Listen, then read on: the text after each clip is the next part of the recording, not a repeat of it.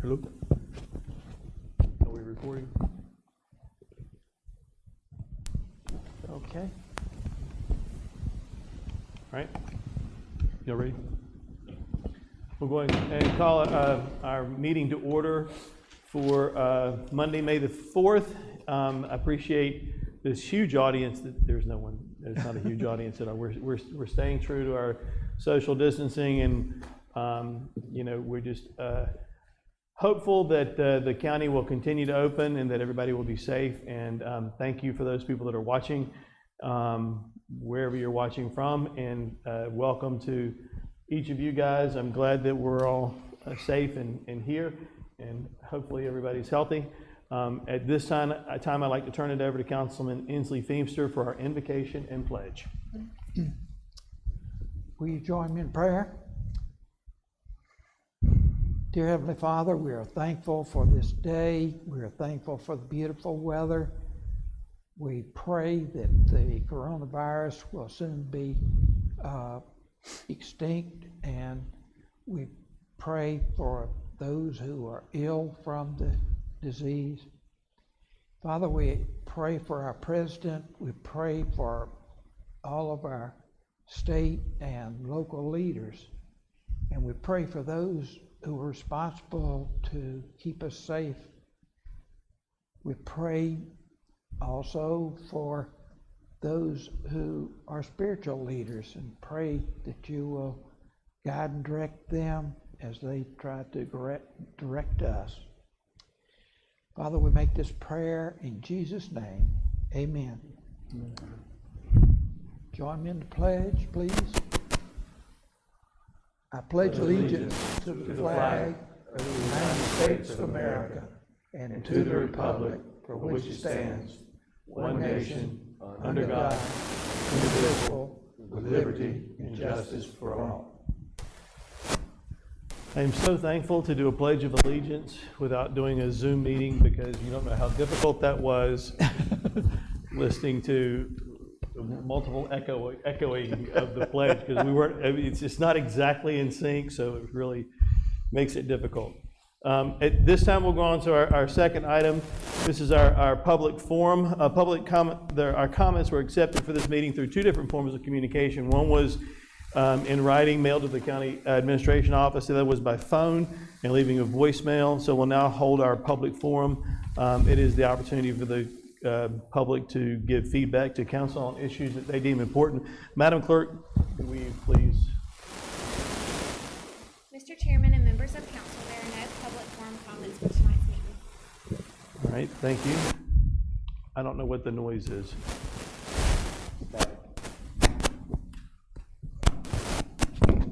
Is it you? Is it me? Oh, here.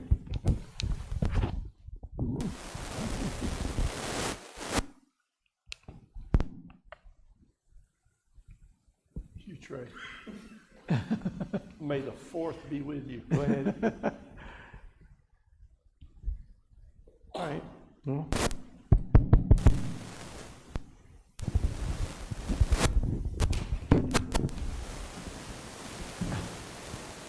I don't know. You get it? I think it's the air from the air conditioning coming right down across there. You gonna swap out? I just know that it would be annoying to listen online. Let's say annoying to listen online. I'm kind of annoying listening. It's annoying in person and online. Yeah.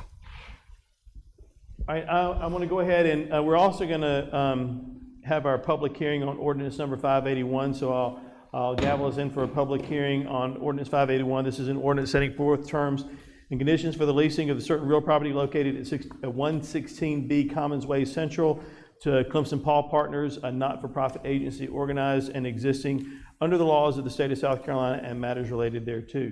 Do we have anybody for public hearing on that? Mr. Chairman and members of council, there are no public hearing comments for ordinance 581. All right, then we'll be out of our public hearing and we'll move on to item number 3, which is approval of the minutes. I'll ask for a motion And a second to approve the minutes for April 6th, April 20th, our budget work session, and then April 27th, our special call meeting. Is there a motion and a second? So moved.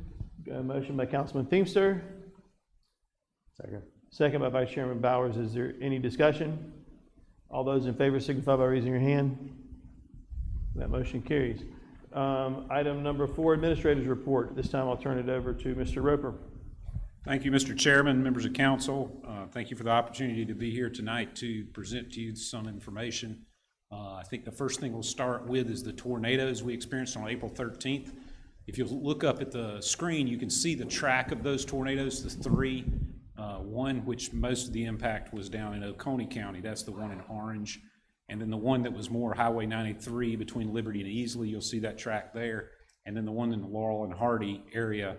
This is based on data that was given to our emergency management folks that we were then able to put into our GIS system to track the courses of these storms. All that information was submitted as a part of our submission to state EMD and FEMA. But you'll see those 3 tracks there for that very destructive night of storms. Going through a couple of the pictures now, if we could advance. Well, before I go to that, this shows you the status of all the disaster declarations. You'll see that Pickens and Oconee are both indicated as green, which means under the FEMA guidelines, individual assistance, public assistance, small business assistance. So basically that shows that our impact was severe and has been recognized as such by the federal government. So based on that, we're going to be pushing out on our social media and some of our other forms of communication, if we could advance this slide one more, that people in Pickens County, residents who experience storm damage, may be eligible for disaster assistance through FEMA, and we're going to give the contact information there for those folks to reach out for assistance. FEMA was in town a little over a week ago touring that, and we got that determination earlier this morning from the feds. Just to give you some, for those of you that didn't see it, some of the photos of the disaster up in the Laurel and Hardy area. It really was a sight to behold. You can continue through there. There you see some of our different workers out there working, clearing debris where we could. Some volunteers out there doing other debris clearance. It was an amazing sight. As you keep going on through the photos, you can see, let's see, one more maybe is the next one I'm thinking about. Yeah, so a big issue that's come about is debris hauling. And we've been limited in somewhat in what we could do because we were already taxed with our trucking and our debris hauling because of the recent flooding that we'd had before that, and also the way that COVID-19 has impacted our recycling centers. So we've got extra truckers that we've brought on temporarily. We've even rented trucks to keep up with that, and then this happens. So what you're going to see is some photos of some of these rented vehicles. That's a Pickens County vehicle, but it says to date we have hauled 70 to 75 loads of debris from Laurel and Hardy Lake Road community, amounting to about 230 tons of debris. That's a county truck with a roll-off on the back. You'll see there, that's one of the vehicles that we rented already because we were taxed with our recycling centers. And you see how we've set up a location there in the Laurel Hardy community. There's 2 roll-offs there now. Before the week's out, there'll actually be 3, so that people will have options of putting different types of goods, brown goods, white goods, and debris, which we will then haul off at no charge for the citizens impacted. So we're trying to give them some convenience to help them where we can. There's also some huge impacts to the roads, and I have several pictures of that, but we're not going to go into those tonight. We're going to be doing work up there, particularly on Laurel and Hardy Road, for some time, and probably redirecting that road a little bit. The bank eroded so much that road won't go where that road used to go. We're going to have to move it over a little bit. Wow. So we've been talking to the homeowners to get some written documentation so we can do that work. But that work's ongoing. Like I said, that'll be throughout this week and the next for the foreseeable few days. We're going to be up there working and trying to assist those folks where we can. Incredible amount of donations have come in to the county facility, as well as the nearby Marietta Baptist Church, which has kind of adopted this community. But it's been inspiring. We've had people pull up here in the cul-de-sac behind me and unload an incredible amount of water and food. They'll pull up and they'll say, I want this to go to the Laurel and Hardy folks. You know, they don't know any details. They just know that's where they want it to go. So we'll get you some data in the coming days about how much those donations have been. Anyway, I wanted to show you some of that action. Also want to talk about a COVID-19, I'm sorry, go ahead. I didn't mean to interrupt you, but do you, I know I've seen the number. Do you have the number, the estimate on the damage from the tornadoes? The last number I saw was 1.5 million, but I think that number is a week or so old, so I'll get that number for you. And Mr. Rowe, before you go ahead, I want to say thank you for going up there and doing what you can to help those folks out. I visited up there a few weeks ago, and it is devastating. You guys, if you haven't been, I encourage you to go check it out. And again, people keep donating, keep on doing it, because as time goes on, they still gonna need more things. But thank you for taking care of that. No, as well. so we're doing everything we feel like we can under the confines of the law. I've instructed our roads and bridges folks to liberally construe the right-of-ways and clean up what they can. And then we're doing this to try to help the homeowners so they're not having to pay to haul, that we'll give them some options there. But it's incredible what's going on up there, and incredible can have terrible meanings. You go up there and look at what's happening in that community, it's incredible in the worst possible way. But then the way we've responded, I feel like as a county, but particularly the citizens and the volunteer organizations, is inspiring. So thank you. Mr. Roper. Yes. I'd got several calls about the county not doing enough up there, and I think it's kind of like with the recycling stations, rumors get out, we're not doing this, not doing that. So I went up there and walked it. My wife was having surgery last Thursday, so they wouldn't let me stay with her. So I went up there and walked through there. And there was an incredible amount of work being done up there. And that morning, I understand our emergency management people had met with Greenville counties. And what a lot of people don't understand is probably more damage in Greenville County than they are in Pickens County. Because it touched down right there at the lake. Right. And did some damage right there and skipped across the river. Only suggestion I would have is, and I don't know how you do this, maybe get out spore information to the public exactly what we're doing. Because I don't think, there's so many trucks up there, and the McConnells and the Robinsons are in there with their equipment. I'm sure there's some more up there, but those are the two I know, and they've spent a lot of time. And I talked to some of the residents and asked them, I said, well, you've seen any county people? Oh yeah, I see them all the time, but the rumors are that county's not doing anything.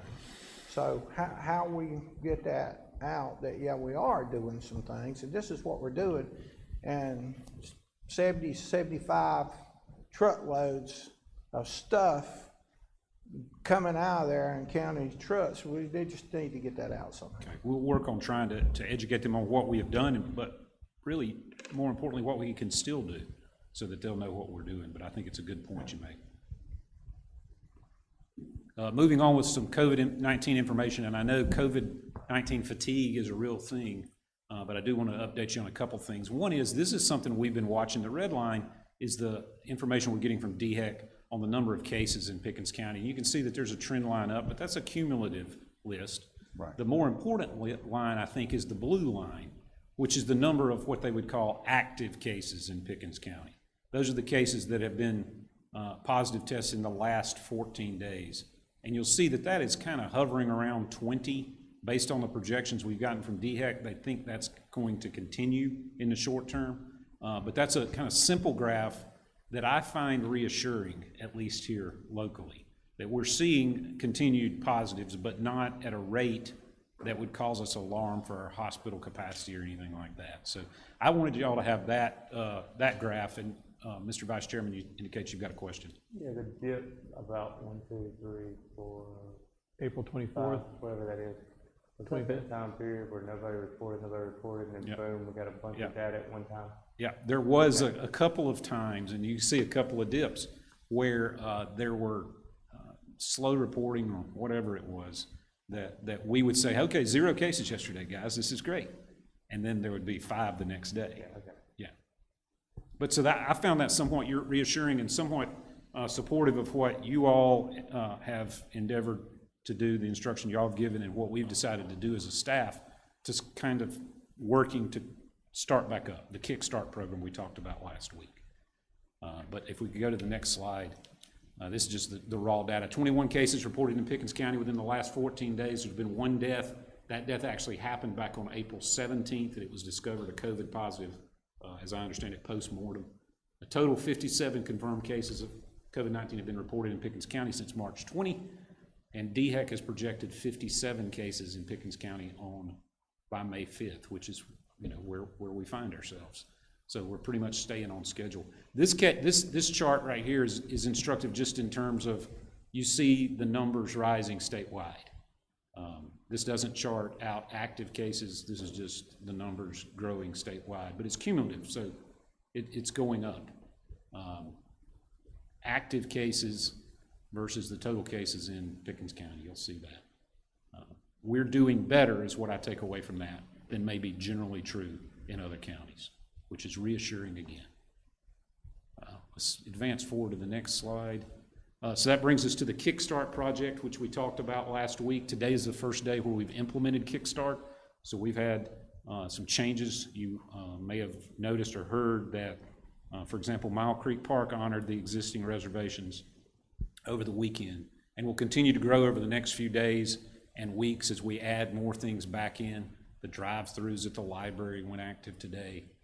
We'll continue to kind of grow as we move forward with what our capabilities are. One thing I wanted to tell y'all about that I think it's kind of a third component of Kickstart. We talked about the previous two, but I wanted you all to know this because I don't know that I've publicized it much.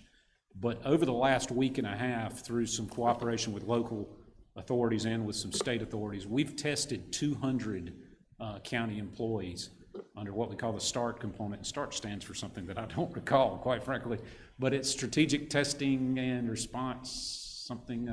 But this has been a part of it where we've tested 200 folks, and those tests have been analyzed by a lab down at the University of South Carolina. We started out with frontline first responders and also with detention officers. It was voluntary testing, but we made it available to EMS, Sheriff's Office, to fire departments, and then we also did it to detention and the police departments. We've now moved to where we're testing people like code enforcement, other people that'll interact with the public. Of those 200 tests that we've done, 27 are at the lab as of today. We did 27 today. But the others, all 173 county employees that were tested, came back negative. Again, positive news. Tests are only as good as the tests are, but it is a positive, reassuring thing at this point. This capacity to do this testing will exist for some time. We're going to look, and we've been talking about who's the next component of folks that we might be able to test. But we're going to continue offering that to our county employees. I think tomorrow we're looking at some of our recycling attendants, roads and bridges, people like that interact with the public from time to time. And we're going to continue to do that as we move forward, perhaps talking with y'all in the next couple of weeks about strategically who out in the community should we extend this to. But that's a conversation beyond tonight's agenda. Yes, sir. So at what point will you start retesting? Well, that would be a good point, because what we're doing here is I'm going to say PCR, is that right? PSR? It's the test that tells you if you have it, not if you had it. Right. So that's a snapshot at that moment. If that person left and went to Walmart and that's right, came in or Lowe's and came in contact with that guy a week ago, then that's right. So what it tells the employees is they don't have an active infection, and it's a great sense of reassurance to them, and they appreciate us asking the question. I get that. I just but didn't know you're if we right. could talk about that or not. You're right. We have talked about when would we retest, and we're still talking about that. Okay. All thoughts that you all have as the policymakers would be most welcome in that regard. But it does give us a snapshot in time, and it was a great source of comfort for the employees that were tested. And for comfort to the people interacting with the public, that they understand that our employees are doing self-checks every day. That's right. Well, so we're still testing based on symptoms. That's right. Yes. So temperature, symptoms, those sorts of things, that's ongoing. But your point, we will have to readdress it over time because it's only a snapshot. We'll update you more on that as that continues. The phases of reopening, this is something we've been talking about. May the 4th, today, we've really started planning more than anything over the next few days. how we're gonna look at. May 18th is gonna be a big date for us in terms of opening a lot of our locations. And then June 1 is our goal to be back fully open in every facet under what we would consider the new normal. As you came in, you may have seen that we have already started putting tape on the floor. We've ordered signage about social distancing. We've put up barriers in those locations where people don't have natural barriers. And so we're going to continue working on that. May 18th is going to be kind of a big day where a lot of things will turn back on. Yes, sir. And I'm gonna bring this up in mid-motion period. I want to address it now while we're talking. I think you've done a yeoman's work in putting all of this together as we're staging opening. I noticed Madden Bridge was open today. The barriers were off. Is that something y'all did? Madden Bridge was actually vandalized yesterday. The barriers were removed by private citizens. Okay. So Well, that's here I thought I was gonna say, because there are people in there, and here's the lakes, the state landings are now open. Twin Lakes is open. Right. The parks are open there, okay? And people are using those parks. And I would like to see if we can open the parks in Pickens County. That's gonna be a discussion for everybody here. Basically, it's kind of kick-starting a little bit, because from and I've been trying to do research, and of course, you know, Chris knows a lot more than I do about this, but outside's a safe place to be. right. Most of your social distancing is gonna take place outside. You know, how many people, I mean, your park tables are, 20 feet apart. You go into Lowe's and there's a person right next to you. I've had several people calling, it's like the 6 Mile Park. Yeah. And Madden Bridge Park, and I drove by there, and there were 2 cars in there, and there were two people way down here and 2 people way down there. I thought, well, they can't be much more further apart. I want to have that discussion, so just kind of be. Well, and I'll tell you exactly what our basis is, just to inform the discussion, because obviously the guidance from you all is what ultimately determines. But what we have been doing up to now is kind of trying to harmonize what the state's doing.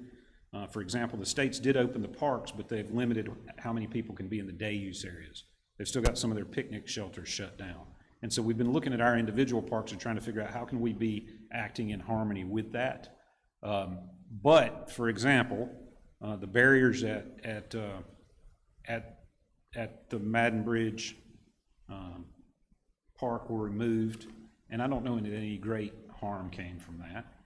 It would be a little bit of worry on our part to make sure people aren't, as I've said here recently, wadding up. People aren't getting together in groups.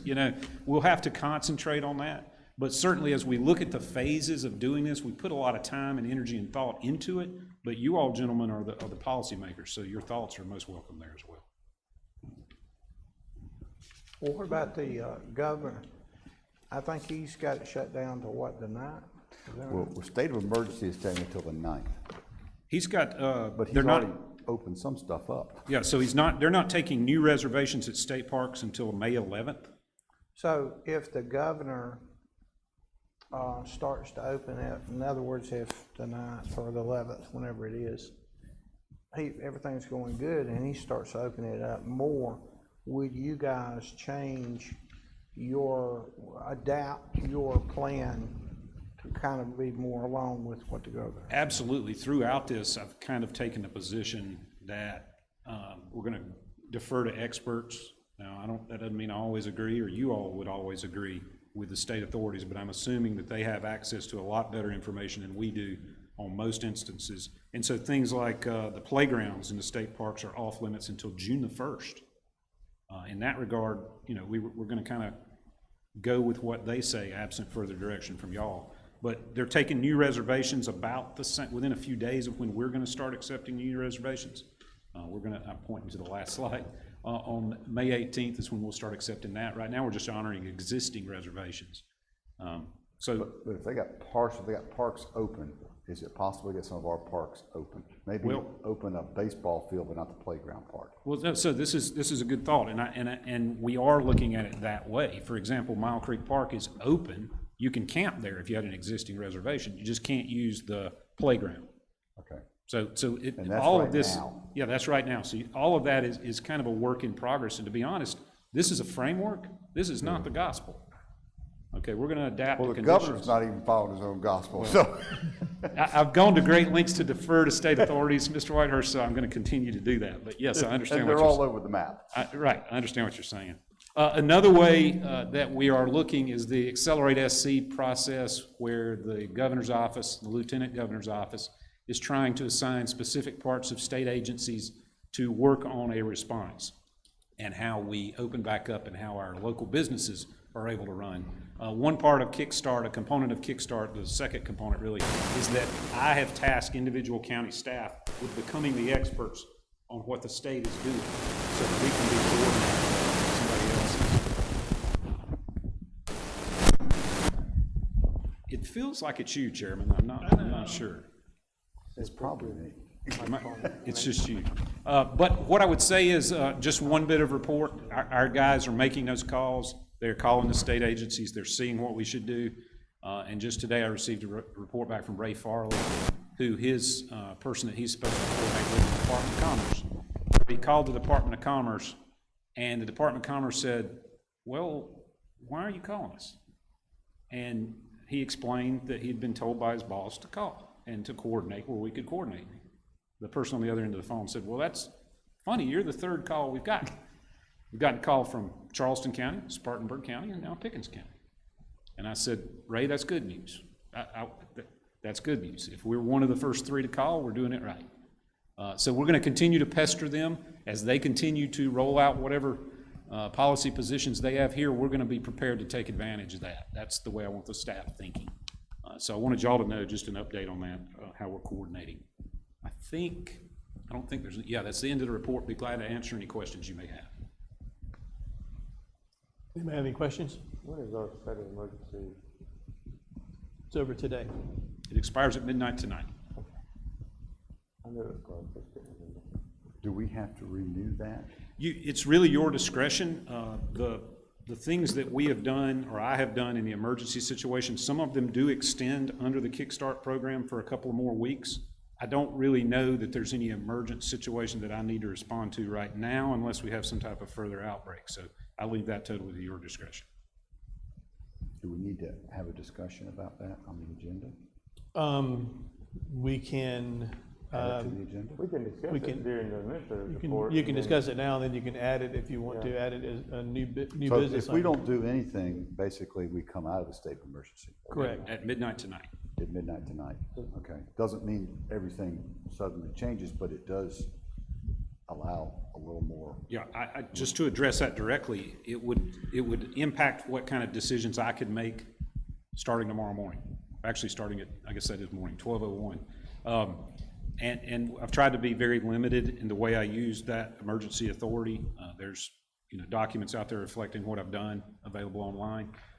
Some of the things that I have done, some of the actions I've taken during the emergency period are going to extend through the entire Kickstart process. Right. And I would just ask for you all to extend me some grace as we go through that. If you see a problem, please let me know and we'll address it. But some things like adding, I'll give you a specific example to put your arms around.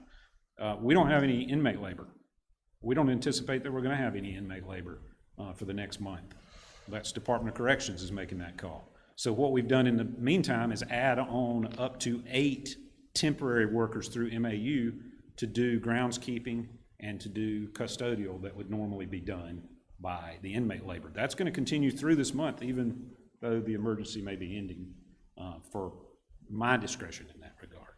One of the reasons I asked, and I wanted clarification here, one of the big things we talked about in the very beginning was being able to utilize staff in unique ways and public-private partnerships and those kinds of things. And Carlos, I forgot his last name. Salinas from the airport has got a very unique role during all this. He's kind of been your coordinator to help with those kinds of programs. Right. Technically at midnight tonight, unless we did some changing, his job is not currently what he's hired for. The job he is currently doing. Right. He's not running the department. He is running the department, but not. Same thing with some of the library staff that we've been able to do under the state of emergency. It would just be slide over, slide in, and be going. In your opinion, do you think it's beneficial to continue down that path? Because that's what we went in the state of emergency for, was to allow you to do those kinds of things. So I just want to make sure I understand, you feel like until Kickstart is truly kickstarted, up and running, those people really need to be able to continue doing what they do in some I capacity. do, you're asking the Cinderella slipper question. At midnight, does it turn back Correct. into a pumpkin or whatever the story is? Correct. Does the wagon turn back into a pumpkin? My position on that, and it's really more important what your position is, but my position is that those things that were ordered during the emergency will continue until their natural conclusion. So for example, we've let the outside agencies know that through the 3-phase system, they're not gonna have volunteer workers past the 18th. So I guess my question is really semantics more than anything. I know government is government and there's so much bureaucracy involved, it's crazy. Is there anything in place right now that would require a true structural change approved by us 6 gentlemen to be able to continue if we don't continue a state of emergency? No, I do not believe so. I think it was necessary for those things to be begun, and now they need to wind down. Okay. Do you feel like the expiration of, and it's kind of like in line with what Councilman Byers is asking, do you feel like the expiration of this at midnight will inhibit you from successfully doing your job? I don't think so, or else I would have brought it up earlier. I don't think so. And what I'm looking at there is how much we're having to respond, hour by hour, day by day. Now the known unknowns have dwindled. Like, we know what we're gonna do. We know what we've been doing. If it weren't that way, I'd be asking you for an extension. Now, if you give an extension, that's wonderful. And I think it would, keep that inherent flexibility in it. But I'm not specifically asking for that I tonight. think it says a lot for government when we've given a lot of power and consolidated a lot of power. Right. But when government comes back and says, you know what, we don't need this anymore, we're good where we are. As a citizen, that makes me feel good. Yeah. Because government very rarely gives up power. If we see it happening in Congress everywhere, as soon as they grab it, they hang on to it for as long as possible. We're seeing that in the White House. Right. And for you to say, hey, we've set stuff in motion that makes this thing work till we need to get through, and if something changes, I'll let you know. I think that's a real vote of confidence for the people of Pickens County. Know, okay, if we come out of a state of emergency, that's a great step in the right direction to say, okay, the government said, okay, we don't need to be here now. And we may be the first county to do it. I don't know where the other counties are. I don't either. But I think when you make that statement, that's a progressive movement we're giving your freedoms back to you and the structure that we had before. See, I tend to agree with you. With everything that you have in motion, and if you don't have to have anything else, we know about everything that's going on. If they go to their natural course of an end, it's not a Cinderella thing where everybody changes back at midnight tonight. But I think if we naturally let us come out of the state of emergency, that telegraphs a positive information to the people who live in Pickens County. We're ready to begin. We still want to be diligent. I mean, I've seen some reports where we're not doing a great job with social distancing. Right. And I hope that, to your verbiage, they don't wad up in places. But I do like what you're saying as far as, telegraphing that we want our businesses to get back up, and we are working towards making this happen. There's an important distinction that needs to be made, I think, Mr. Chairman, and that is our state of emergency under our ordinance doesn't mean the harm is past. What it means is that our need to be flexible hour by hour, that now we know what our response is going to look like. Y'all have given me the flexibility I need, and I think we've made the adaptations we need to make. If we need to do something else, gentlemen, thank goodness y'all have put an ordinance in place that makes it pretty easy for us to call a state of emergency. So, Mr. Chairman, one other thought, just clarification, because we talked about Laurel and Hardy earlier, and I know there's a lot of work still going on, Central, Easley, Seneca. FEMA's designation just today, we're not required to be in a state of emergency.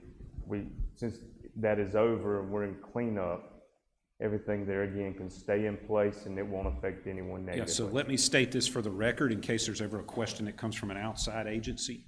Okay, our intention is not to disqualify ourselves from any type of Right. aid, because that's a very good point you raise. That is not what the intention of this recommendation, or this lack of a recommendation, which is what it really is for. Instead, this means that under our ordinance, I no longer believe I need the daily, hour by hour adaptability to meet this response. We've already got all of that in place. So I think it's purely a technical, local ordinance issue, and I am more than happy to surrender back that question. unfettered power to you gentlemen. Any other, Just wanted to cover those bases. that's cool. Any other questions? Yes, Mr. Feemster. I know this is not your responsibility, but I'd like to get your thoughts on how registration and elections is doing now. Yes, sir. And I have some good news to report there. We have continued with the 2 employees that I ordered under an emergency order from the library. They're still there. They're still working. The state authorities sent up some technical experts last week, and they met with the registration and elections folks, the librarians that are there. And I'll tell you what they said is, they said these folks know the election stuff as well as we do now. We got 2 people that love to research, that are hugely committed public servants, and they have done Alliance a really good job.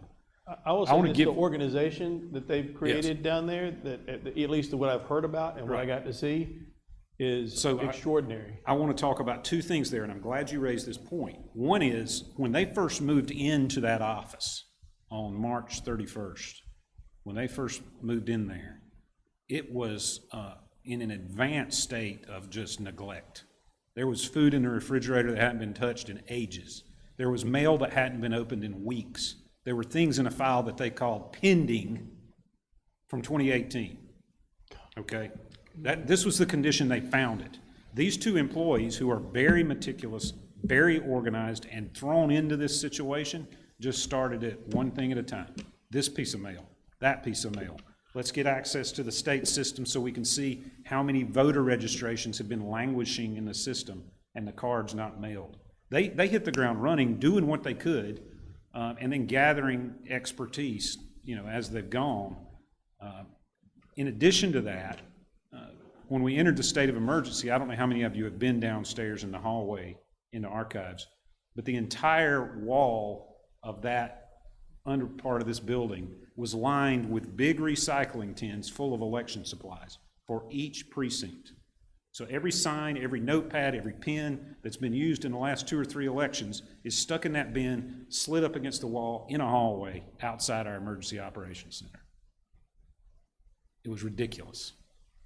But we knew. We knew, but Based so on the once, fact we let them sit there for 3 weeks. that's right. So one of the first things we did is I said, I want all that stuff out of the hallway. We're in an emergency, I want that stuff out of the hallway. It's not my stuff, it belongs to the election commission, but right now, gentlemen, it's my building. I want it out of the hallway. So they moved it. And then Ralph Garino, this is part 2. I need to give him credit where credit is due. Ralph Garino could not rest knowing the disorganization of that election office. And so him and his guys, along with the building maintenance guys, went downstairs and went to work. They have organized, they cleaned out the bins, which had election material from 2 elections ago still in them. And the poll workers have been carrying that information out back to the polls, completely out-of-date information. They cleaned it all out, they cataloged everything, they organized everything, they put filing cabinets down there that we had surplus, put the supplies in it, organized. Had building maintenance put hooks along the walls. They arranged all the machines where there's plenty of room for all of the voting machines down there. The hooks on the wall now have every sign that says polling place, vote here, and all of the arrows are pointed in the same direction.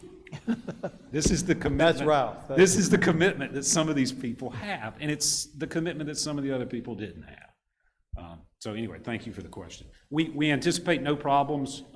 The election commission, the newly constituted board, is meeting up here all day long tomorrow to go through a lot of their processes, and so they're anxious to get a director hired, and they'll go on from there. I know that the lady that was consulting, or is she considered a consultant? Yes. Yeah, working, you Yeah, even told her. You and I called her. I said, even you're told not her, getting said, paid we overtime. don't pay you overtime. Right, go home. Right. She's staying to get the job We done. got good committed people working in this Yeah. county, and it's an honor to work with them. Any other questions? Thank you, Mr. Jim. Roper. Move on to our item number 5, committee reports. There are none. Item number 6, council correspondence. We're going to have a budget work session, next Monday at 6 o'clock here. And I know, but here's what I'm really want to ask you guys to do. Whatever questions that you have, let's get them to staff as quickly as possible so that we can iron those out. And then at our on next Monday, we'll make a determination as to if we need to have another work session after that, or if you guys are good to move on towards third reading for June 1st, which will be our next council meeting, June 1st at 6:30. I will not be here. You are not here on May the 11th. The next Monday, I'm not here. All right, then I am okay with, I tell you what, I'll, how much time, I don't want to make sure we give enough notice if we're going to have a work session. I don't want to leave anybody out if I can, and I'll help it.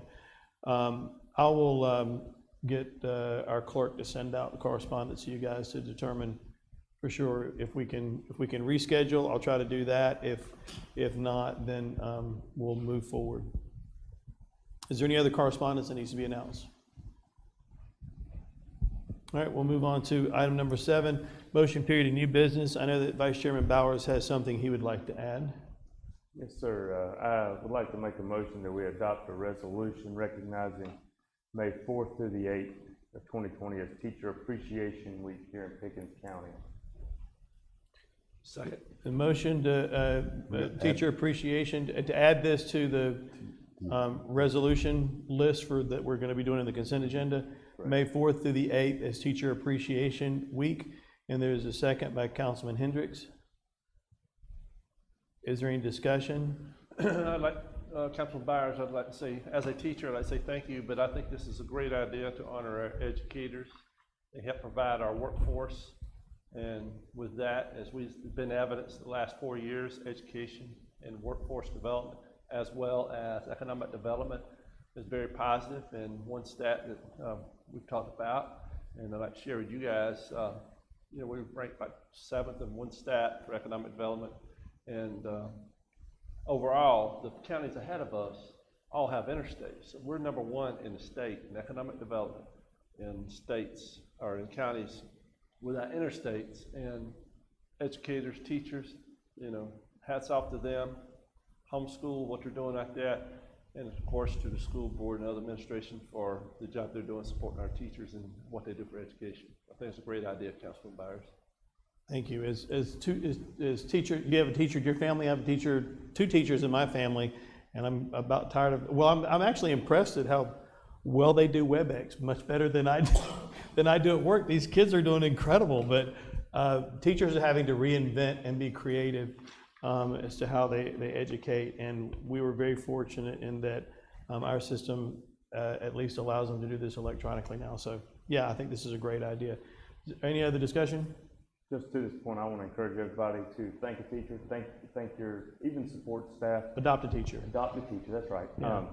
But plug into the school district, all they're doing this week. All you have Facebook. Like today is we're yellow to support bus drivers because of all the work that they're doing during this COVID crisis. But just want to encourage you all to kind of plug in and include all those because they really are working hard. Cool.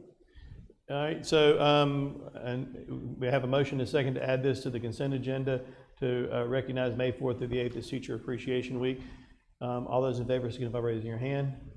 That motion carries. Yeah, I'd like to Councilman Whitehurst, you had. I want to make a motion to add to the agenda a discussion in particular with our Kickstart, looking at our parks that we have control over to try to mirror as much as possible what we're doing with the state and looking at Pickens County in particular, what parks we control and maybe how we identify those and opening of those things.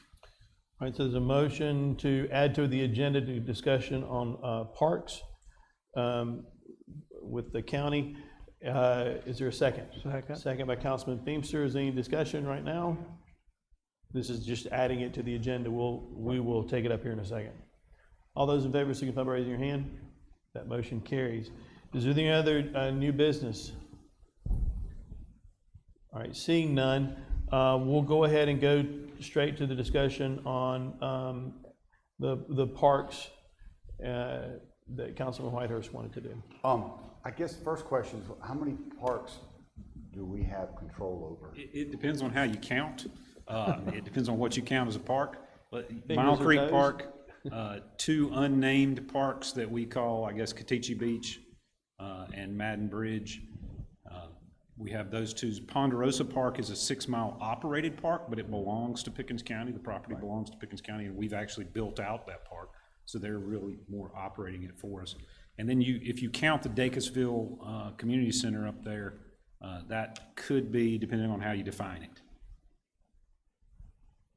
Well, you have Dacusville Community Center, but you also have the recreation. Yeah, and I'm combining mine, So both you of my got- mind into you got one. You're two right, you there. could count those as 2. That's right. Okay. The governor has opened up the parks on the lakes, limited. I was at Twin Lakes this weekend. There were so many boats getting out of the water. As soon as it opened up, it was just people because people were stir crazy. Madden Bridge has got 6 parking places and 1 picnic table. Right. I think we can keep social distancing. What I'm trying to think is people are getting frustrated. I'm getting phone calls. I don't know if y'all are getting phone calls. Like, we just want to get outside. You know, I had a dad call me up and said, I want to go on Ponderosa Park and throw the ball with my son. You know, and start to prepare for, you know, what he wanted to do in the baseball or football or something like that. The Doodle Trail's open, right? It is, but not the playground. It's Yeah. got Okay. parks on the inside. So we See, got, you got evidence they're doing the same thing we're trying to do, is balance. there's just kind of a balancing act, and I can see maybe we're not opening the playgrounds yet, but I'd like to see access to these parks open, and then just encouraging people, you know, use your social distancing common sense, you know, but parks lend themselves to that anyway, because people, you know, you go to a park, you have a picnic table, your family's at the picnic table. The next picnic table is 20 feet at closest. You know? Well, to your point, in Dacusville this last weekend, they have a big go-kart track, and there was a ton of people at that go-kart track for that race. A lot of people. So, and outdoor races have been opened up. And to your point, if you're going to do that, then I don't see why the walking track at a park, Right. you know. Well, I'm seeing cars pull off on the side of the road to go fishing, which causes a traffic hazard. And it's kind of like, There's a lot of circumstances like this. It's frustrating is not the right word. It's challenging because we're making rules on the fly. what you've come up with, to even come up with a plan is. No, but what I'm saying is we're great. making these up on the fly. We're not emotionally invested Oh, in no, these no, things. no, and it's trying, You know? and I think we're just trying to adopt and, you know, I feel the quicker we can get things rolling back, and opening parks, I think, gives people a certain amount of.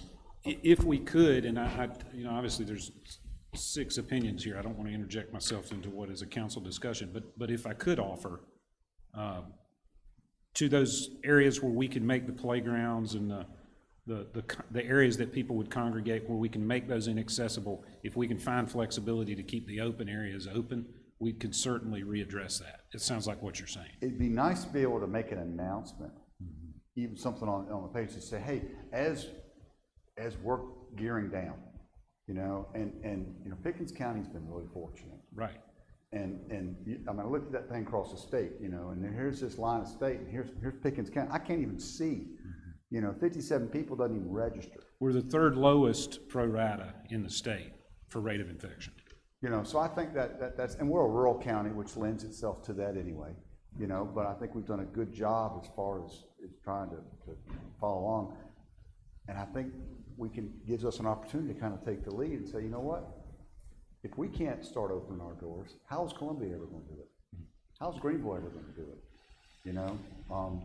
So do you want to make a motion? I'd like to make a motion that we open our parks that we have control of, open with the discretion on the playgrounds at this point still being off limits until we start seeing something else come along. And this is gonna be, I wanna put a lot of judgment into your hands on this. As you see, you know, a lot of people doing this or like congregating kids there or that kind of stuff, but I just, giving people more access to our parks now. So can I? And that's a wordy motion. So let me try to add a little bit to it. So open up the parks with limitations on playgrounds. Can we do this based on what the state does as far as playgrounds? Follow the states on the playgrounds. All right, so I'll second the motion. Is there any discussion? So the state is using state rangers, park rangers, SLED officers, DNR officers to enforce the social distancing in their state parks. I don't want to do that. Well, if we're gonna follow the guidance and leadership, and that's what the motion is, that's what they're doing. Can I amend my motion? No, I understand what you're saying, but I want you to keep that in mind. So Table Rock, they hit their maximum 2 hours after they opened this morning. And and we saw that this weekend at Mile Creek, for example. Mile Creek, we hit our maximum at 10 a.m. on Saturday, and Sunday was the heavy day. I mean, so we were sending people away just because we didn't have anywhere to put their trailers. This is, unprecedented on capacity. But one more thing there is, as you think about this motion and as y'all discuss it, think about the day use area at Mile Creek Park. We do not need to open that area right now. And I guess That's where the playground is. Playground and the beach behind it. And I guess that's where my point is we've already opened up. I don't know anything about Madden Bridge yet because I don't go out that way, or and I apologize, I don't know what Ponderosa Park is. It sounds like a cool place. But and I still don't know the layout of it or anything. So I guess I'm guessing if my question goes back to the original, when we first started talking about the vandalism at Madden Bridge, if we just kind of lift those things that are just open areas like Nally Brown, like he usually did with Nally Brown, just a nature walk with the gazebo area, one picnic table, so there is no gathering. So I guess my question, and I know it's common sense, but is that not really what we're trying to do anyway? I think we're trying to do it and just make it a little more official. Now, you look on the coast, North Myrtle Beach is open. They're allowing people on the beach, okay? And several beaches are now open, okay? And so we have cities that have a lot more cases than we ever had that now have open beaches. Now, they're saying use common sense, and I lean on the other side of this than most people on this, but we've got cities opening up beaches, and more every day are opening up. And I think we need to start pushing that envelope a little bit. And like you said in Mile Creek, I don't know how, maybe that beach does get full of people. It like, does. I know Myrtle Beach gets 20 full of yards. people, and I'm sure Myrtle or North Myrtle's gonna be full of people. That day use area will be wadded up by 9 a.m. if we're not careful We're with it. literally talking like We use 30 wadded up 3 yards. times now. That's good. Can we set a number of people that are allowed on that beach? We could, we absolutely could do that. And say, okay, we're gonna allow, I don't know how big the beach is. It's come as up big with- as, just picture the size of this room is a But good rough in estimate. reality, is that a good idea to do that right now? I wouldn't recommend it, and I'm gonna try to delay that to at least the 18th or maybe the 1st, but ultimately, gentlemen, But see, my point is, how do you, let's say you do that. Let's I say don't we wanna- opened up, but we're only gonna allow 25 people there, whatever that is. Who's gonna be there going, no, we got too many, and Yeah. now I think well, you're. we do have tough, in all honesty, that's a good point you raised there. We do have tough time negotiating just the boat traffic now. Right. Because we've got to have someone up at the gate to turn around cars once we run out of places to park. And that happened at You 10 almost a.m. gotta And that have happens somebody there.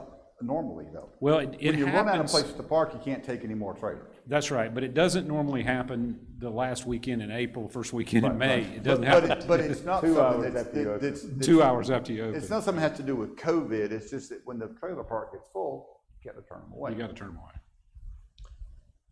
Warpath was that way, Mile Creek was that, you literally could not, if you tried to go Sunday afternoon to the lake, you could not find a place. That's that you would how, go. how people are, That's the demand right now. But so if the point of your motion is, again, I'm just seeking clarity here, is to make sure that we have all of our parking locations open for the parks so that people can use the nature areas versus the areas that are designed to attract people, like big picnic shelters, and playgrounds and things like that, that's a different situation. but like the ball fields, Right, that's socially, they're pretty far apart, right.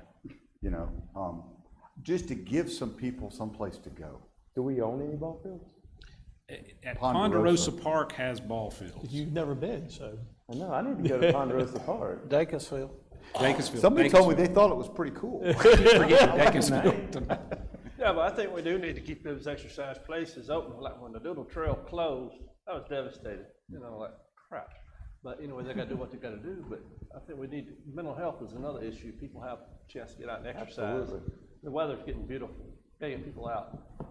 Absolutely. And I agree, I just want to be realistic on enforcement action. I saw, you know, they didn't open up 12 Mile, because that's a DNR, not DNR, it's a Corps. Army Corps. Army Corps, and they had their car out there. You can't go in here, you get, and I'm thinking, people are out here all the way, but this part, it's just the craziness of it all. Everything seems so arbitrary, so ad hoc right now. Yeah. Yeah, But walking tracks, ball fields, things like that, I'm like, Trey, So- that's not where, they're not gonna bunch up on things like that. So let me, that I understand, the motion and second then is to open up the parks that we have, with the exception of playgrounds or places where people could congregate, and instead, going by state guidelines to make those available. because that would open up picnic tables up at Mile Creek, right? You know, I can get too deep in the weeds here, I apologize. There may be some areas where there's a bunch of picnic tables together that I might feel differently about the isolated picnic table. Well, So you would rope them off, correct? That's right. But your guy up there is Well, if we go by He can actually, short, Mr. Roper, if we go by the mandate from the state, you have to move them, make some feet apart anyway. You have to, I'm sorry, I didn't hear. Outside dining, you have Yeah. to move them. Oh, That's right, that's right. Apart anyway. That's a good point. Okay. is there any other discussion? All those in favor signify by raising your hand. That motion carries. Thank you, Mr. Administrator. On to item number 8. Let me make sure I'm at the right place at the right time. This is the third reading of Ordinance 580 to develop a jointly owned and operated industrial business park in conjunction with Oconee County.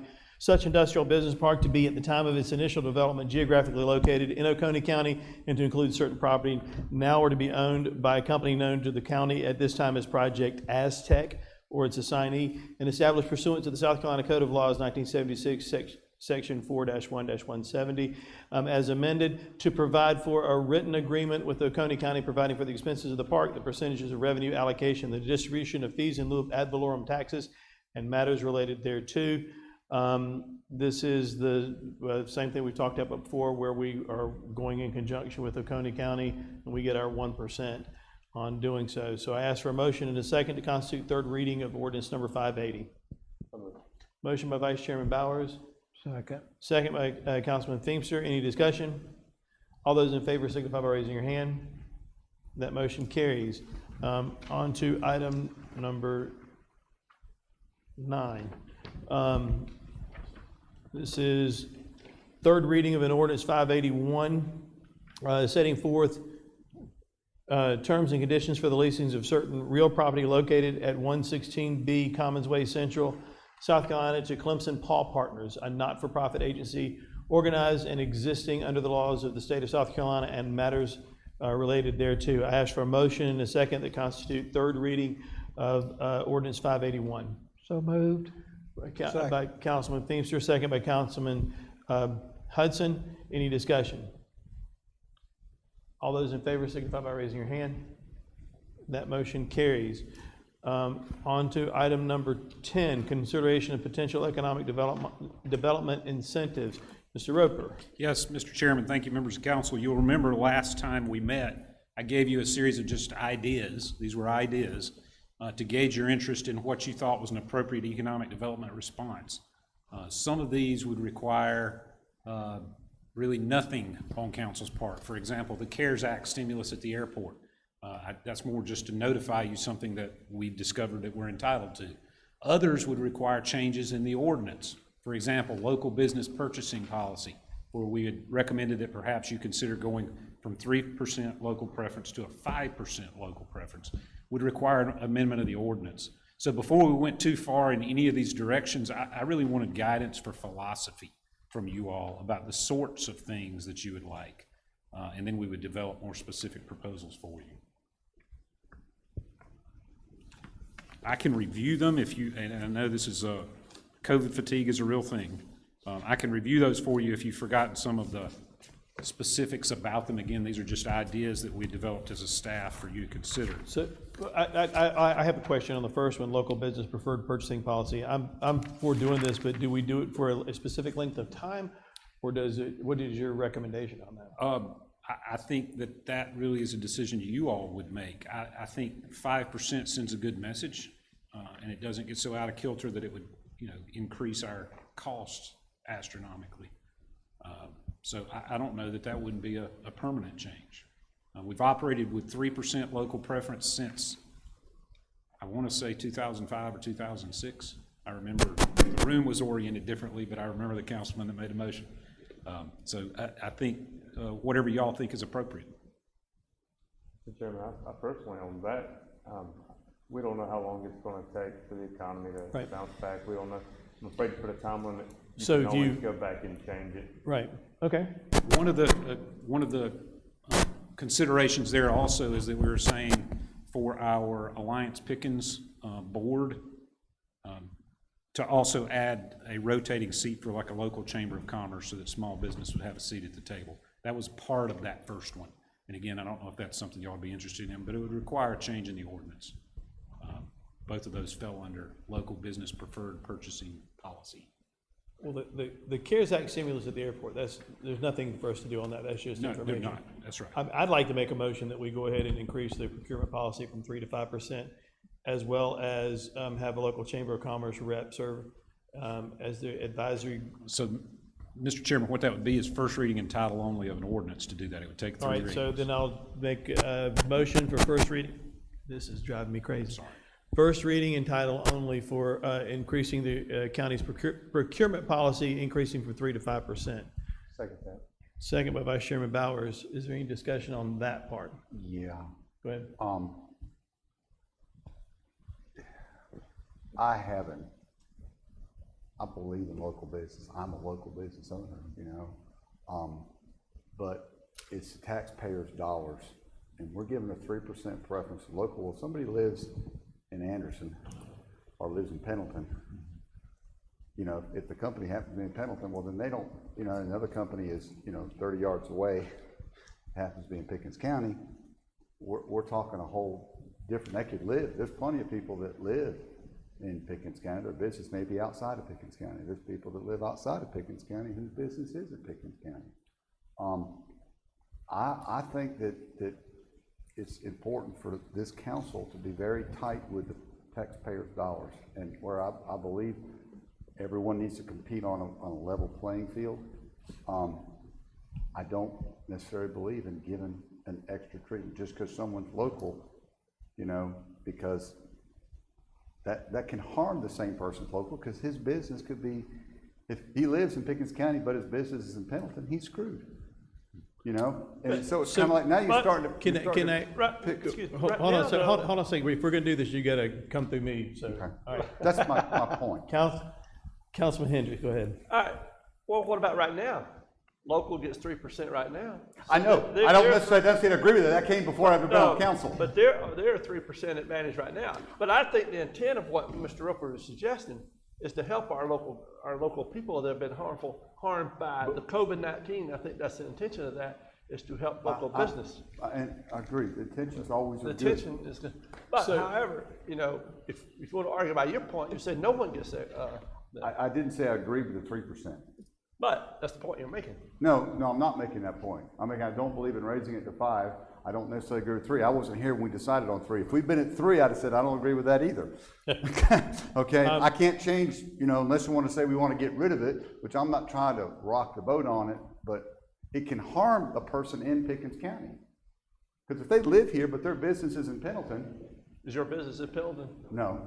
But I'm just saying, if their business doesn't happen to be in Pickens County, I see what you're saying, but okay, so now they're like, well, wait a minute, that guy over here got an advantage over me, and I'm a taxpayer in Pickens County too. his paying business taxes in It Pickens. does set it up to give it an advantage to people, to businesses that are currently paying taxes in Pickens County. Once you start picking and choosing winners, that's my But problem. the argument on that is these people are paying taxes in Pickens County, so why would we not want to do business with them first? But I have a question. We're not the first county that's thought of doing this. No, this is not uncommon, Okay, so how do we compare with other counties? and I don't know the answer to that. Okay, But if it would help by second reading, I can give you a spreadsheet on that. okay.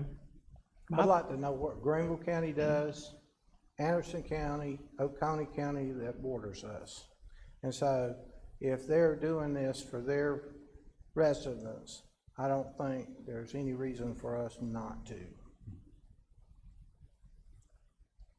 Any other, Mr. Feemster?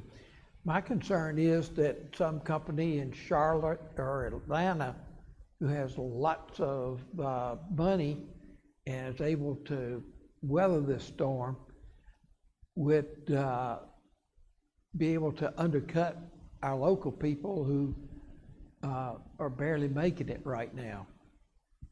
And by offering that 5%, it would be more likely that the local person would get the bid. Okay. Well, this is first reading in title only, which would allow us to begin the process. That we've got a motion and a second. So I'll ask if all those in favor of this first reading in title only to go from the procurement policy from 3 to 5%, signify by raising your hand. Opposed? I'm not convinced yet, but I can be. And All you're right. gonna come back with, I'll come back with more data on that. This is more just, this is a philosophical point right now. yeah. And this is not the final decision. No, No, this is the first reading. Open discussion. That's right. Gentlemen, does anybody else see anything that they would like to put forth as in form of a motion or a discussion on? So, Mr. Chairman, I'd like to make a motion that we add the position, I guess that's again in first reading title only, to add a position on Alliance Pickens Board. That's not a ordinance though, I don't think. yeah, no, is I it? think you included that in your, Yeah, and I may be it was. wrong, I did. you included that in your Okay. ordinance. I mean, in I your know he first reading. started, but I thought when he went back and. I didn't say that, you're right, Okay, I didn't say okay. that at the end, but that was a part of the entire local preferred purchasing. As long as we're good with that. Do I, Because that's not purchasing, that's a whole nother okay, ordinance. It's a, right, I guess it's a, Semantics. I think it is semantics. if it would help to be clear and to bifurcate the Yep, issues. let's do Because I'm in favor of that issue. So there's a motion, Okay, Clay wants to vote for that one. so there's a motion to add local chamber of commerce reps to serve as an advisory group according to section 2-296 by Vice Chairman Bowers, I'll second and that. you're gonna second that. Is there any discussion on that, this in first reading in title only? Now, which municipalities would be represented in this situation? It's not municipalities, it's small business. Local chambers. Commerce. Local Chamber of chambers, Commerce. The proposal would be, and this would need to be worked out if you all had a different idea, but the proposal would be that it rotates annually, that's a ex officio So seat. every chamber would have a voice Would at have some a point in seat at the time, table. not just Right. one place having a monopoly. That's right. All right, any other discussion? All those in favor, signify by raising your hand. That motion carries, will you vote for that? Yeah. I'm just kidding. Thank you, Councilman. Yeah. Thank you, I appreciate that. Does anyone else? Mr. Chairman, it might be helpful, and I hate to hijack because you're asking questions, but I could go through these quickly again, just to refresh That'd your be memory, fine. because the title's meter shed, which was quite frankly a new term to me, but might not be a new term in the industry, where they're looking to see if Pickens, Oconee, and Anderson, the Tri-County Tech footprint, could perhaps qualify for some CARES Act funding down the road for job retraining. So that's something that we'll have to bring back more information to you But right now, all they're asking of us is that we provide them referrals of small businesses that would fit in their guidelines. So that doesn't require any council action at this time. The next one, supporting and promoting Pickens County small businesses. This would be a grant. Part of this would be a grant. The idea would be that we take money. Remember, I told you about the bad thing that had happened through the delinquent tax process, and it would provide grants to the chambers of commerce to perhaps help small businesses. We would need to work out the details of what that grant would look like, but I wanted to know if that was something that philosophically you gentlemen were in favor of. At this point, it really wouldn't require any action from you all, but I would like to know that it's something you want to pursue. Mr. Chairman, I Yes, sir. personally like the idea.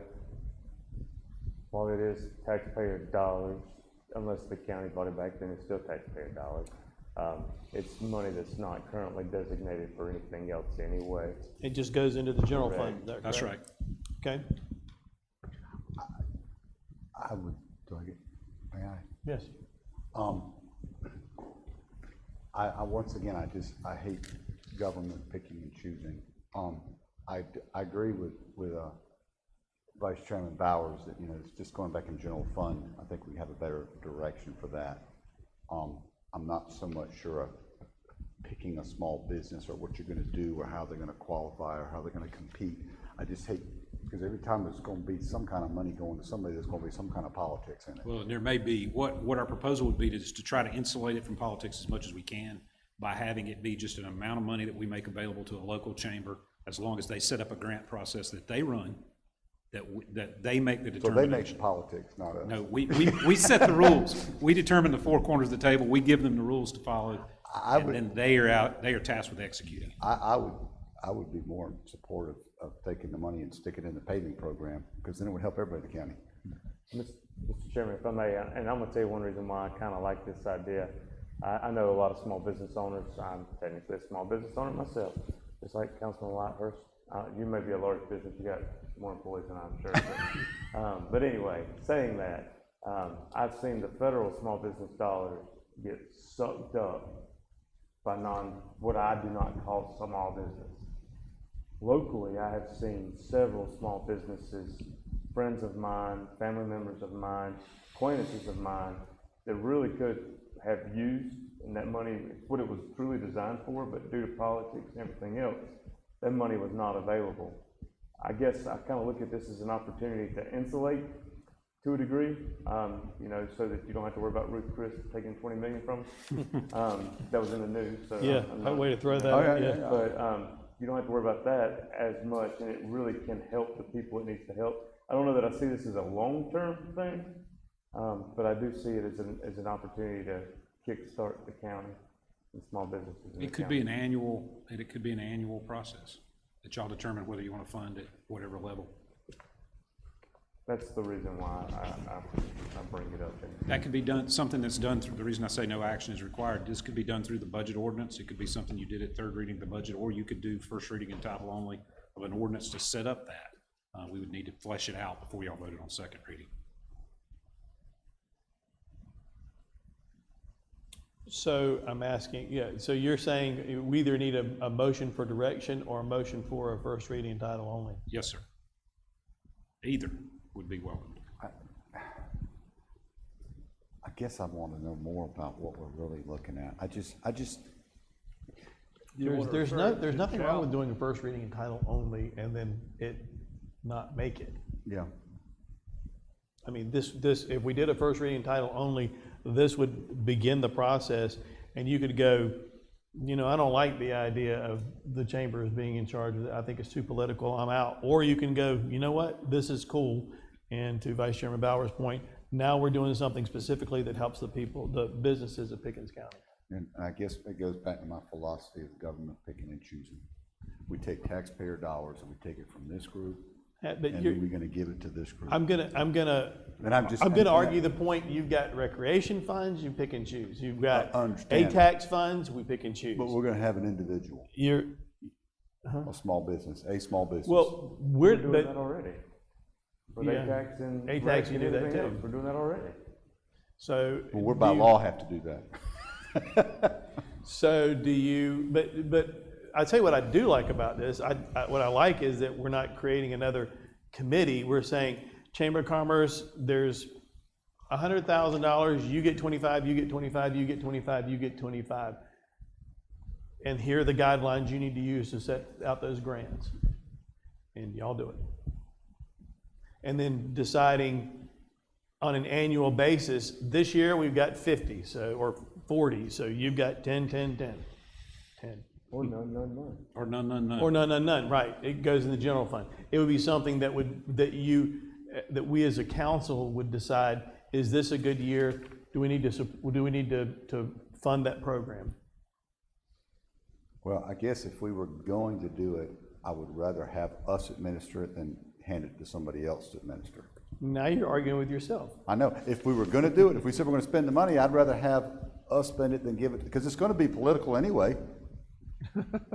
I'll be honest with you, I'd like to see it go to the roads. We scream all the time about roads, money for roads, money for roads, money for roads, and I know it's not a lot of money, but we gotta start somewhere. Okay, so I agree, we've still got to find a solution for the roads, and there was There's one that's specific to roads and But- two different ways. But, so my point is, $10,000 to Betty, who owns a hair salon, is going to keep her afloat and get her through a crisis and allow her to expand. And that's going to have an economic impact not only on Betty, but also all of her customers. And $10,000 on a road is going to pay from here to there.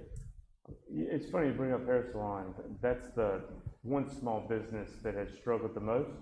They were eligible at $125 a week for unemployment for the first time ever. They are not getting the Small Business Administration money because it's been soaked up. So they're not working. The people that own the shops are not able to pay their mortgages unless they got that. And these are actually a group of people that I was thinking about when I was. So I want to make a motion, Mr. Chairman. First reading and title only, that we create a small business and incentive fund. I'll second it. Now, further discussion.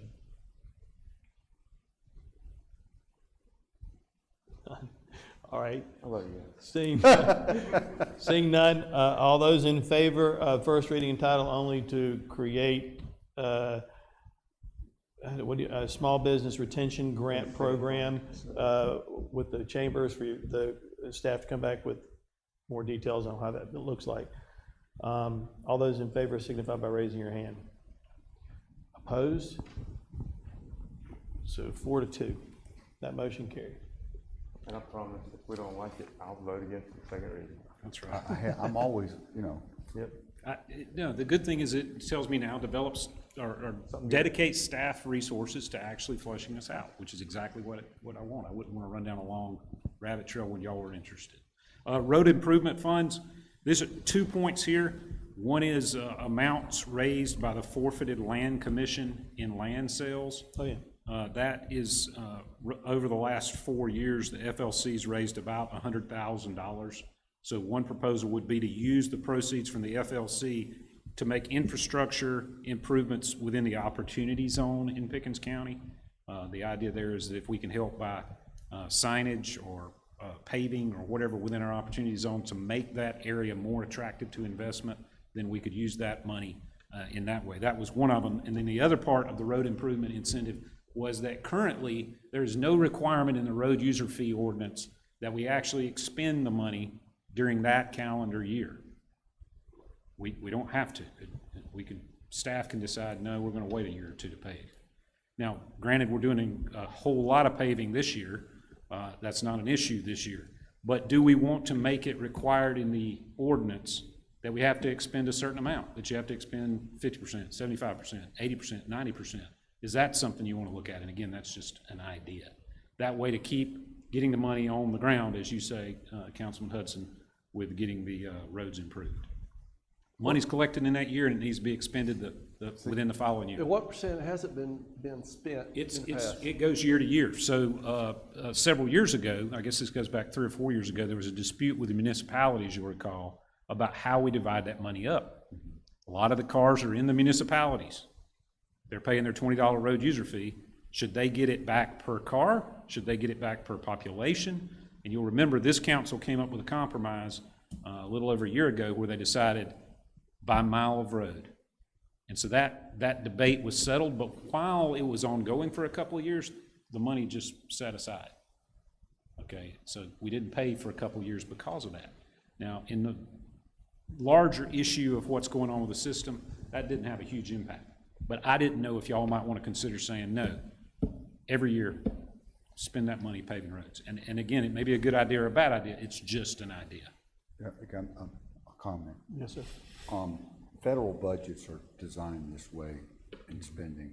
That's right. And that's why you have warehouses full of empty desks that are brand new, is because towards the end of the year, they must spend their budgets, otherwise, well, if I don't spend all my budget, then I'm not gonna get the same budget next year or my increases, and I think it prevents us to have some flexibility on larger projects where we might need, but if you say 75%, then you go, okay, we gotta find a job somewhere that fits in this amount of money. And so we start looking for a road to pave as opposed to having a structured plan of paving the roads. And that's my only thought on it, that we know what we're gonna pave, and if the next road up is this long, but we need, 200,000 and we got 150, I don't wanna go look for a $150,000 project. I think the impetus of this idea, and I hear exactly what you're saying, the impetus of this idea was what Councilman Hudson has referred to, is we don't want to come up with an economic incentive package and not at least offer a road component. So there's the Opportunity Zone avenue where we could use the money that the FLC raises to do some work in our Opportunity Zone to try to incentivize that. And then there's also the other thing where we require expenditure of the funds. Again, those are just ideas. Do we have to One thing I would like to point out, Councilman Whitehurst, I think he brings up a very good point. What comes to my mind when he's talking about that is how does that align with the roads in Pickens project and stuff? How was that aligned with a road study we did recently as far as priority and stuff like that? Because what he's saying, all right, the next road on the list needs X amount of dollars. Okay, well, we don't have but Y amount of dollars. That means we've got to skip on down, like you say, find that road, and then the one that needed it gets overlooked and gets even worse and more expensive in the past. That's an unintended consequence, Mr. Hendricks, that I had not thought of. I hear what you're saying there. I was going to say, Mr. Chairman, if I may, Mr. Councilman Whitehurst took the words out of my mouth, quite literally, scary. But if we're following our plan, we did not spend money our first, it almost came out to a year and a half. It was when we were doing the road study, but that's why we did not spend money. Why are we going to go spend money, then pay to have a road study to tell us where to spend money? If we're following that road study and we're keeping it up to date, we ought not have that problem. It ought to be like clockwork in a robot anyway, if we're doing it the way that this council, the way I understand this council wants it done. It shouldn't be an issue. I have a question. You said we would take this extra money out of the FL something or. Yeah, so the FLC forfeited, money. But it goes into our designated zones. Could we not just put that into a regular road fund, or are you trying? you could, but- trying to locate. I don't know what our designated zones are in Pickens County. So yeah, I'll speak to that for a moment. The idea there is that if we took $100,000 over 3 or 4 years from the FLC and dumped it into the road user account to pay for paving, we might not notice a noticeable difference. It's that big of a Right, sure. account. It would go to a road. It would probably help one road over the course of several years. But if, on the other hand, we could say specifically we want to target the Opportunity Zone, which in Pickens County, think about the Pickens County Airport, go through kind of the country behind the country club, It's a head all the way over to out the Ellison plant in Yeah. Dacusville and the Ariel Mill area. That area is kind of through the middle of the county. How is that designated opportunity? That's a federal designation done by The Census governor Tract. So the governor government of has the state to- of South Carolina designated it an opportunity. Is that the history? I don't know. I know that it's, the Opportunity Zone's established, and the But- federal government then gives a tax incentive to anyone who wants to invest in that area. So there's a tax incentive if people want to invest in that area, and so what we're saying is to, because the government thinks that that's a good place to invest.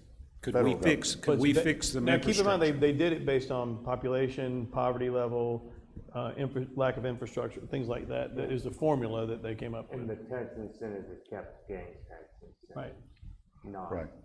I'm just, property tax. not property tax, capital gains. right. I'm just thinking in terms of, I would rather have a little more flexibility with it, or we could put it there, but if we restrict it to there, say we have a company that wants to come in and build something that's not in that opportunity zone, but we have to make some road improvements for that to work.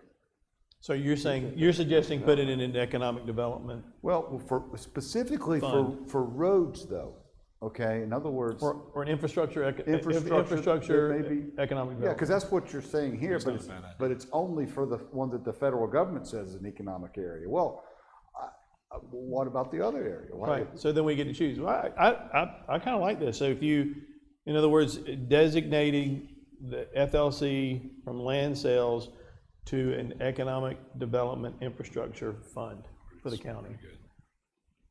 We have more, we have more control. Are you over- making the motion? Sure. He's making the motion, and then Vice Chairman Bowers is seconding the motion. Any other discussion? Before you proceed, let me just point out, I do not believe this would require an ordinance. You could do this through the budget. So if you do Right, this we're by just- resolution tonight, That's But kind of what, But designate that out of the Go general into a fund. designated pot economic development pot, for, infrastructure for economic development, yeah. okay. all right? Any other discussion? All those in favor signify by raising your hand. That motion carries. I've confused a couple of these. I talked about supporting and promoting Pickens County small business. You've already acted on that, but that was actually the Small Business Incentive Fund. So if we go back to supporting and promoting Pickens County small business, part of the issue there is we already handled through the Alliance Pickens issue. So those have kind of conflated those. I don't think there's anything else to do there. Workforce development, this was something we were talking about, maybe looking at Alliance Pickens School District of Pickens County, and I've had reach out from the WorkLink Board to talk about a training program. No action required at this time, no specific funds requested, but I'll bring further information as we develop that policy for you. The last one is accelerating schedule of the branding and marketing plan. The way that we were intending to approach the branding and marketing plan, which is ongoing, we received some preliminary information today on that, as a matter of fact, is that it was paid for 30% ATAX money. So this money could not be used for anything other than marketing, promotion of tourism in Pickens County. You couldn't use it, for example, to pave a road. That would be illegal. But we used it this year to do a marketing study to make sure that we're promoting Pickens County in a way that's consistent with the way Pickens County is and we want it to remain. That was the idea of the marketing study. Well, future ATAX funding cycles will be necessary to do things like print brochures, develop signage, rebrand the county as a whole. An example I would use is the way Oconee County has the wayfaring signs all around the county. Those, it's not here. Those wayfaring signs will be paid for in future years for tourism. So the concept would be that we would use that same 30% money that has to be used for marketing and promotion of tourism. We would use it in 2021 to advance the ball a little bit, in 2022 to advance the ball. It would be incremental. So accelerate schedule of branding and marketing plan is, once we get a plan that y'all are happy with, could we dip into general fund money to go ahead and print some brochures, do some wayfaring signage, have the maximum impact for tourism as possible? That's the idea. Instead of waiting on future ATAX. I think it's a good idea.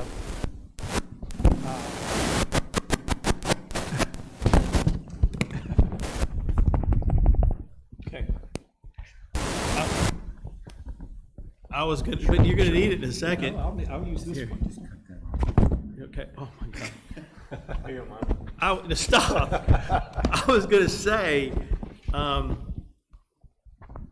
I think this is something that if we feel strongly enough about it, that we vote on at the time without knowing what the plan is. In other words, if we're just saying, yeah, let's go ahead and set it and dip in into the fund and pay for whatever, I don't know what the whatever is. So it matters. It matters not only what tool you use to buy, but it matters the message that you use to deliver. So if we don't even know what the persuasive messaging is. That's right. Or what we're trying to get somebody to believe or to do, and for us just to say, yeah, let's go throw money at it and keep the ball rolling.